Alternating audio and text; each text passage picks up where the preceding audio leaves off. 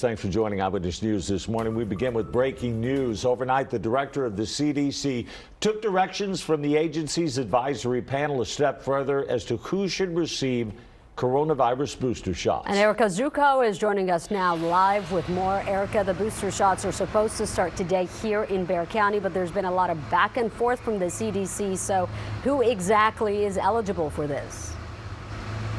Yeah, so Sarah and Barry, of course, in fact, there was an overnight recommendation. So we're going to have to check in with Bexar County and the city of San Antonio this morning to see if they will start providing boosters to people who fit in this specific category qualify. So let me break down for you guys what the differences are here and the questions that we still have. So the CDC has an advisory panel, and there's also a CDC director. And of course, they work together, but there are some differences there. So that CDC advisory panel initially had voted not to approve booster shots right now for people who are at-risk workers. But the CDC director says we should just go ahead and make them eligible now. She wrote in a statement that it's time to give the booster to the elderly, to people in long-term care facilities, people with underlying conditions, and at-risk workers like medical staff.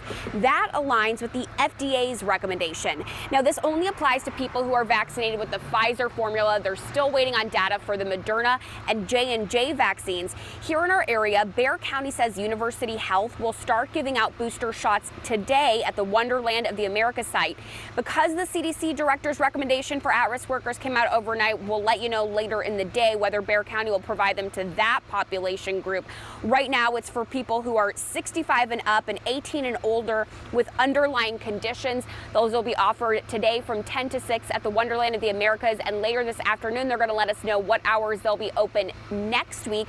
The city of San Antonio will also be offering those booster shots for qualifying groups starting next Wednesday at the Alamodome. Erica Zucco, KENS 5 Eyewitness News.